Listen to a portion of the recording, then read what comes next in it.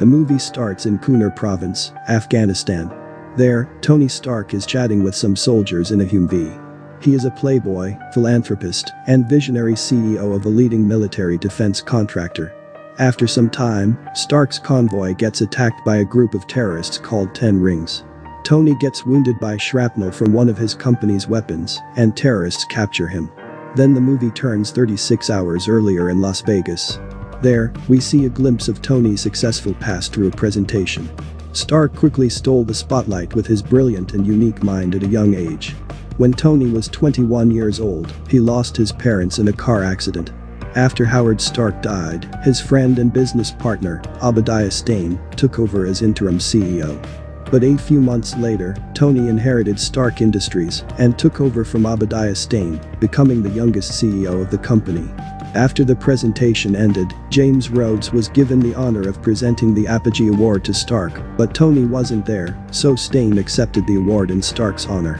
After the ceremony, Rhodes brought Stark the award while Stark was gambling in the casino. When Stark was about to leave the hotel, Christine Everhart, a journalist, approached him for an interview.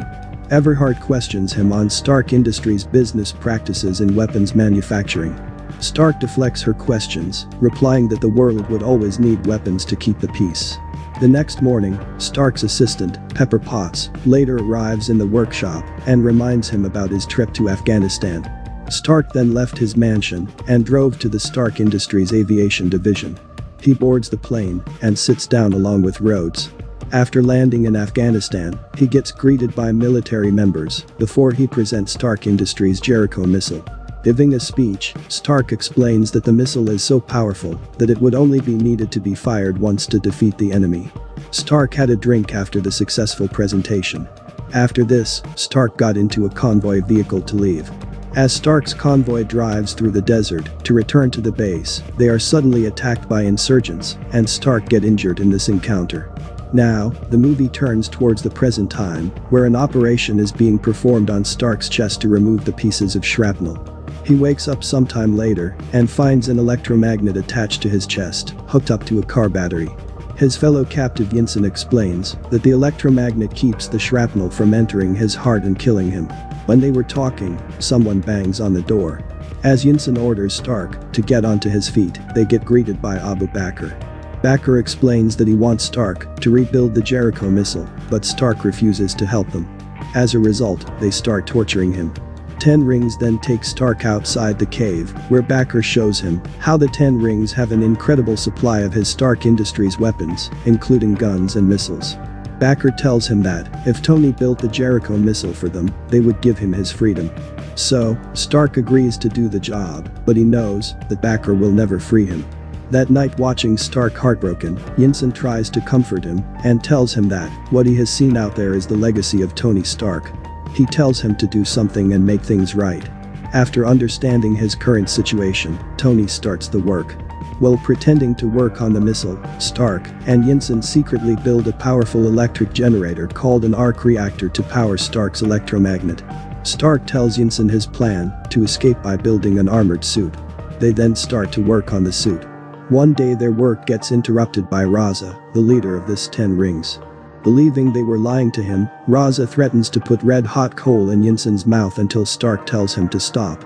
When they were powering up the suit, the 10 Rings discover Stark's plan and ambush the workshop.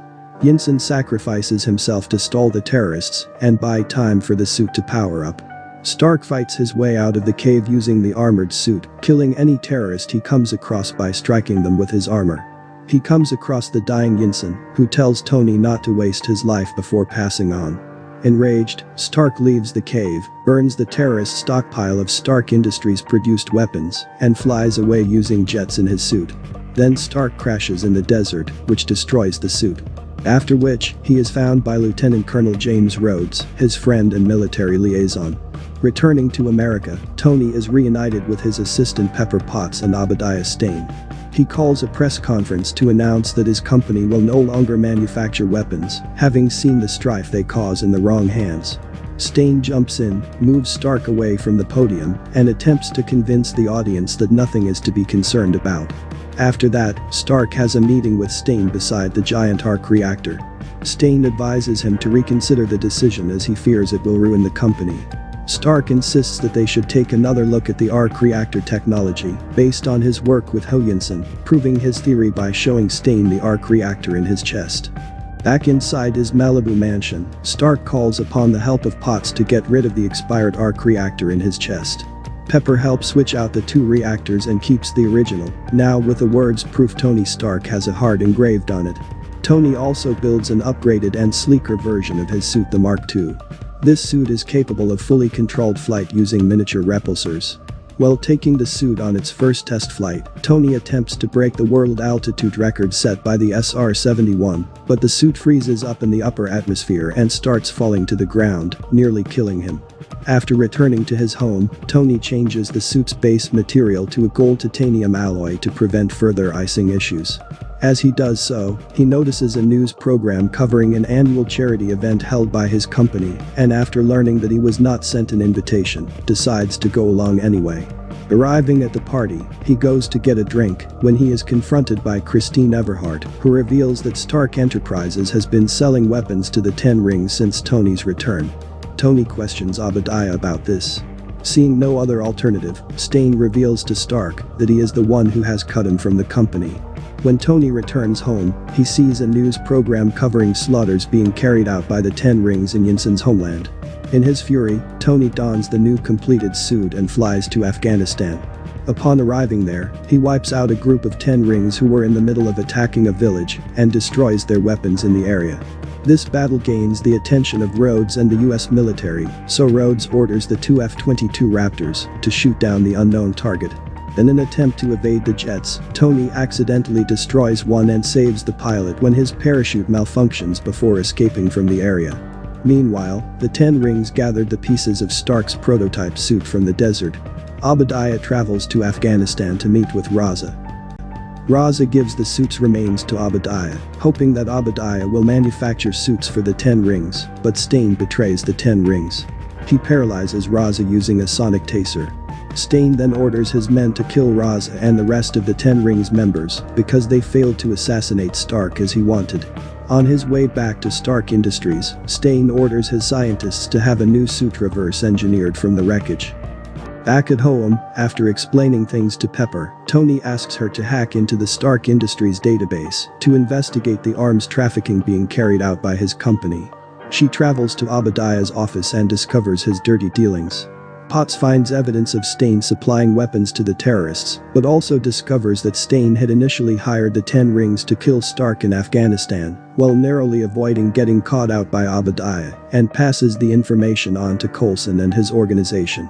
When Stain goes to scientists, they reveal that they cannot finish his suit because they cannot duplicate Stark's arc reactor. Enraged, he goes to Stark's home and paralyzes him using a sonic taser and steals the miniature arc reactor from his chest. He then leaves Tony to die. Stark manages to crawl to his lab and saves himself by reusing his original arc reactor. On the other side, Stain puts the arc reactor into his suit and powers it up. Pepper, Coulson, and the agents try to arrest Obadiah, but he gets into his suit, attacks them, and nearly kills Pepper. Stark flies straight to the Stark Industries headquarters, where he discovers Obadiah Stain is about to execute Pepper, so he attacks him and knocks Stain aside. The two of them battle, but Stark is outmatched without his upgraded reactor to run his suit at full capacity. After that, Stark flies up into the sky, with Obadiah following him and managing to grab him when his suit freezes up and shuts down, and he starts falling down. Both of them land on the roof of Stark Industries headquarters. Tony finds himself out of options, so he instructs Potts to overload the large arc reactor there.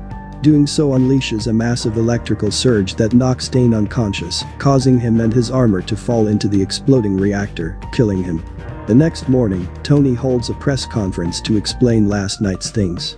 Agent Coulson gives him a cover story to explain the events of the night and Stain's death. Stark begins giving the cover story at the press conference, but then instead announces that "I am Iron Man,"